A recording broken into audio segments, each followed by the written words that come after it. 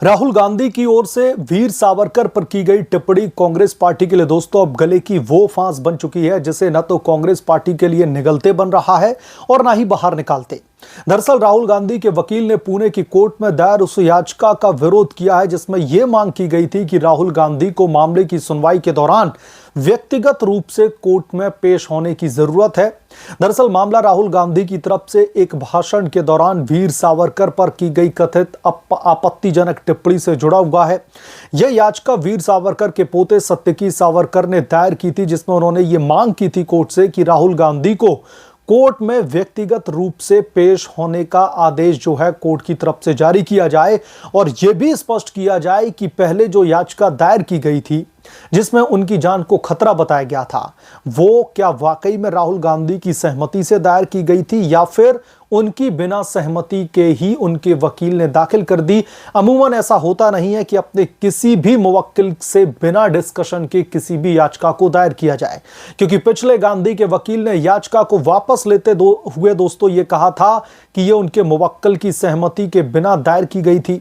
राहुल गांधी के वकील मिलिंद पवार ने सत्यकी सावरकर द्वारा दायर याचिका का विरोध करते हुए तर्क दिया कि उनके मुवक्किल को कोर्ट में पेश होने की जरूरत नहीं है।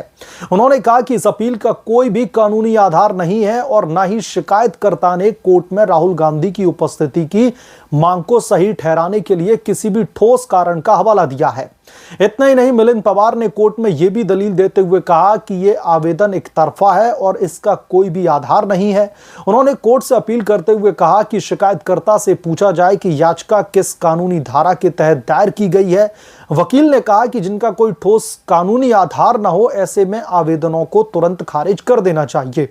कोर्ट ने इस मामले की जो दोस्तों अगली सुनवाई के लिए जो तारीख तय की है वो 3 अक्टूबर की तय की है। दरअसल सत्यकी सावरकर ने राहुल गांधी के खिलाफ में डिफेमेशन का सूट यानी कि मानहानि का मुकदमा दायर किया हुआ था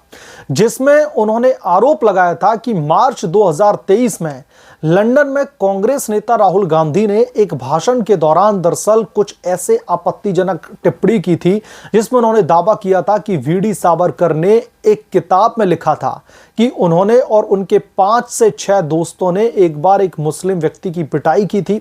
जिसमें सावरकर को बहुत ज्यादा खुशी हुई थी। इसी को लेकर के सत्यकी सावरकर ने कोर्ट में याचिका दायर की थी और यह दावा किया था कि ऐसी कोई भी घटना कभी हुई ही नहीं और ना ही वीडी सावरकर ने ऐसी किसी भी घटना का अपनी किताब में जिक्र किया है। यह सरासर राहुल गांधी की एक मनगढ़ंत कहानी है। राहुल गांधी की तरफ से सिर्फ और सिर्फ एक कहानी गढ़ी जा रही है। दोस्तों यहां पर दिलचस्प बात यह है कि राहुल गांधी महज कुछ मुस्लिम वोटर्स को खुश करने के लिए किस हद तक राजनीति दरअसल वो कर सकते हैं, कितने निचले स्तर की राजनीति कर सकते हैं, ये एक इसका जीता जागता उदाहरण है। आप लोग समझिए, वीडी सावरकर जिन्होंने इस देश के लिए अपने प्राण तक दे दिए, अपनी पूरी जिंदगी इस देश के लिए दे दी,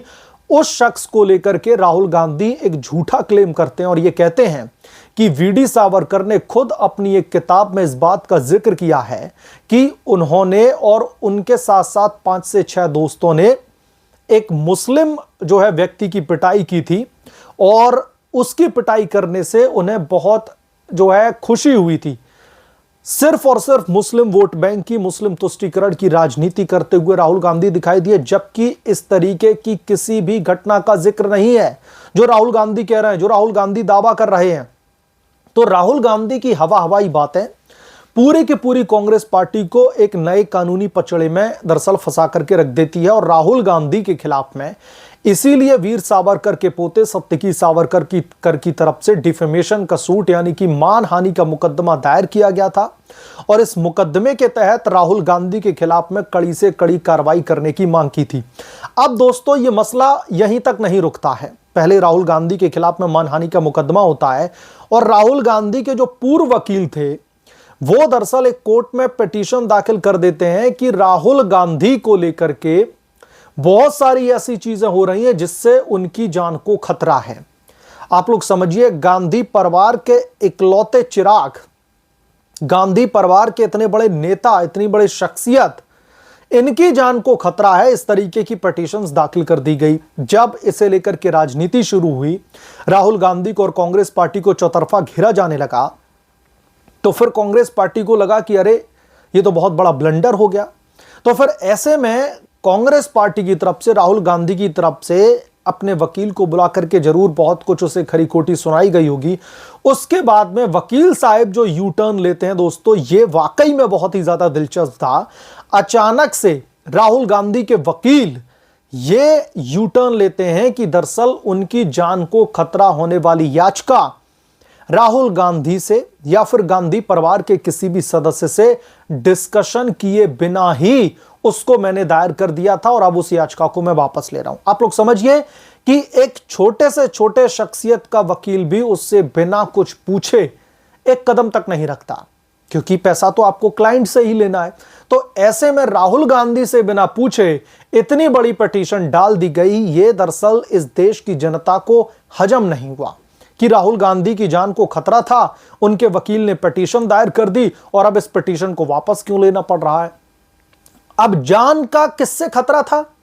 यकीनन तौर पर उन्हीं लोगों से जिनका केस चल रहा है। तो ऐसे में फिर सत्तकी सावरकर की तरफ से एक आवेदन दायर किया जाता है कोर्ट में, पुणे की कोर्ट में, और यह कहा जाता है कि राहुल गांधी खुद कोर्ट में आए और जज साहब के सामने इस बात पर स्पष्टीकरण दें कि वो जो पिटीशन दाखिल की गई थी, क्या वो पिटीशन वाकई में राहुल गांधी की बिना मर्जी के ही दाखिल कर दी गई थी,